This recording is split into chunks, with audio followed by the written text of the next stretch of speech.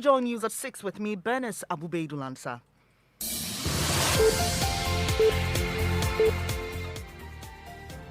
We've had to reactivate our isolation center. Our average daily rates of infection now stand at 700 compared to 200 2 weeks ago. If there's no urgent reason for you to be outside, please stay at home. The news at 6 is live on Joy 99.7 and hits 103.9 FM in Accra. It's also on Love 99.5 in Kumasi, affiliates across Ghana, including Might FM, Tamale, Bedroom FM, Northeast and Savannah regions, and worldwide at myjoyonline.com. Coming up, 5 new deaths and 95 persons still suffering severe COVID complications. New Ghana Health Service data shows positivity rate of infection is on the rise. Meanwhile, the Ghana Medical Association is urging calm as the country prepares to receive vaccines against COVID-19, with some persons having concerns about its safety. 180 million getting to about 190 million people have been vaccinated for COVID-19 worldwide. So we should not be worried at this point at all. And lawyers for John Mahama have up until close of day to file closing addresses. We'll tell you what to expect in the ongoing election petition, plus a recap of Monday's proceedings. In business, move by President Akufo-Addo to realign aviation ministry under transport meets stiff opposition as engineering institution warns it will be counterproductive. We've got more on the Joy Business report later. And spokesperson of the National Chief Imam, Sheikh Arime Al-Shaibu, joins other religious leaders urging government to close LGBTQ plus office in Accra. We join the voices of all those who have indicated their opposition and have called on the government to, as a matter of urgency, cause the closure of that office. We've got more on this as Ghanaian journalist Ignatius Ano says he was denied employment because of his gay status.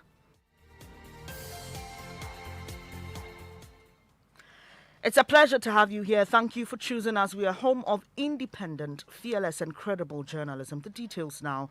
5 more persons have died after contracting coronavirus in Ghana.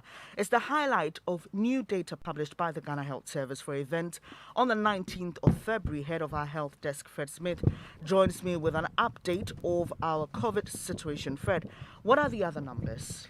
Well, the 5 new deaths bring the COVID-19 death toll to 882 Benis, and there are still a significant number of severe cases. As many as 95 persons have been hospitalized as a result, whilst 28 of those people are in critical condition.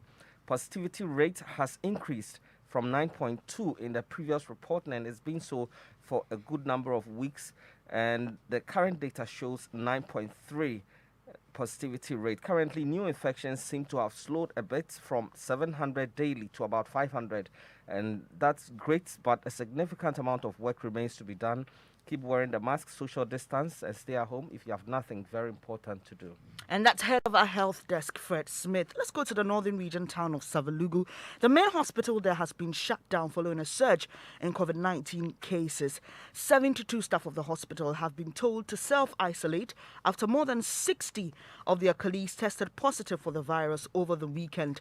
Hospital administrator Tenkfa Alice tells Joy News she hopes the samples of staff taken will turn out negative. That's why that we are providing the emergency services so that we can at least reduce or break the chain of the spread. I believe that if we test and you take a sample and we are still coming to work, once we interact with those who are likely to be positive, the spread will increase. So if we don't take these steps, it is going to, maybe at the end of the day, we may have to close the facility down. You heard the hospital administrator at Savalugu Government Hospital, Alice Tenkfa. Still on health issues, as Ghana prepares to take custody of the first batch of vaccines this week, the Ghana Medical Association is urging Ghanaians not to worry about safety of the vaccines. Speaking on Newsnight Monday, General Secretary of the Association, Dr. Justice Yangson, noted the vaccines expected have been approved by the World Health Organization and have gone through rigorous testing globally, leading to about close to 2 million people around the world getting vaccinated. This is not the first time vaccines are actually being used on this planet. We've gone through these processes. And as we speak, over 180 million getting to about 190 million people have been vaccinated for COVID-19 worldwide. So we should not be worried at this point at all. You heard there Justice Yankson, he's General Secretary of the Ghana Medical Association. Meanwhile, he is Programs Manager at the Enhanced Program of Immunizations at the Ghana Health Service, Dr. Kwame Amponsa-Achiano, providing details on Ghana's vaccine rollout plan. A little over 350,000 doses of Covishield, which is the AstraZeneca vaccine produced by the Serum Institute of India, are expected in the country by next week and towards the end of February, latest.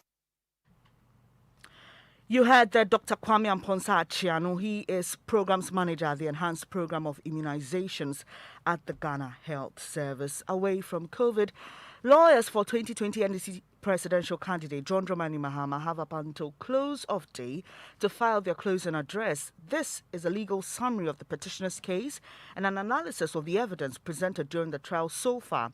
Now, the aim is to convince the court for a favorable judgment. The deadline for this was set on Monday at the close of proceedings that saw the court cite a form C Deputy AG for contempt. Court correspondent Joseph Akable has the rest of the story. And we are respectfully submitting that this witness cannot run away from cross-examination when they have elected. My Lord, when they have elected. The witness, Jane Mensah, will not testify. Mr. Chikata, for the 8th time, had his legal arguments rejected by unanimous decision of the court. We accordingly refute the application and proceed without any hesitation to dismiss him. In our view, the court was wrong. One of such rejections caused former Deputy Attorney General Dr. Dominic Ayine to make comments the court considered scandalous. He should know how to talk when he's addressing the press as a lawyer, and then how to talk when he's addressing the press as a politician. Judges are insulted by people who know nothing about the law. We order that the contempt law purges his contempt by retracting the scandalous statement on the very same medium. He has since apologized. It was not my intention to scandalize the court or to bring it into disrepute. The court will decide on this issue on Thursday. Mr. Mahama's lawyers, meanwhile, have up until close of day to convince the judges by way of closing addresses as to why they should rule in favor of Mr. Mahama on March 4. Court correspondent Joseph Akable with a recap of what happened in court on Monday that saw the court cite a former Deputy Attorney General for contempt. Now, former MP for Tamale Central, Inus Hussaini, says his comments suggesting former President Mahama should run a parallel government were political statements. The police yesterday granted him a 100,000 cedi bail after he was charged with offensive conduct conducive to the breach of peace. The former NDC MP says his action does not affect the peace of the nation. They were just opinions. They were just, and at the time that those view was expressed and those statements were made, I knew that they would not come to, they mean nothing. Because at that time, I can tell you as a matter of fact, that I knew that the NDC was far advanced in preparations towards going to court. Former NDC MP Nusa Hussaini, his lawyer, Eduji Tamaklo, indicated the police have dropped the charges of offensive conduct against his client.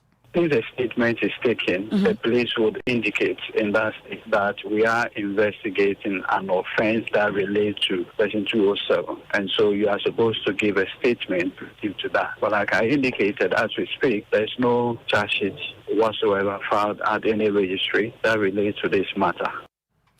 Lawyer for Inus Hussaini, Eduji Tamaklo, the now spokesperson of the National Chief Imam, Sheikh Arime Al-Shaibu, has joined other religious leaders in Ghana, urging government to ensure the immediate closure of the LGBTQ plus office in Accra.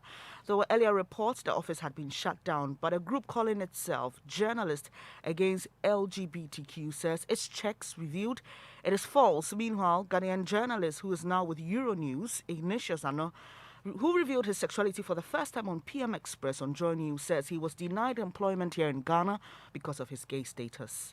I had denied my truth. I had denied the fact that I was gay. And I did that because of the fear of losing my career. Well, a spokesperson of the National Chief Imam, Sheikh Arime Al-Shaibu, has joined other religious leaders calling for the immediate closure of the LGBTQ plus community office in Accra.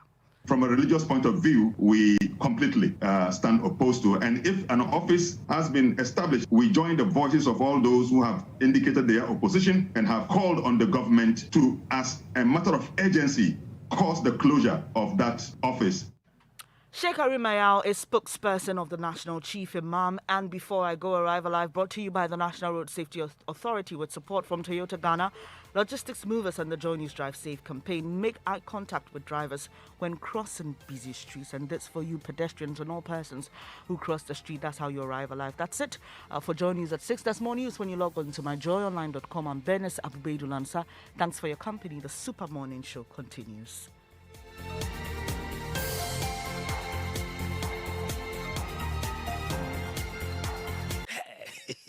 Charlie, check this. You don't feel out?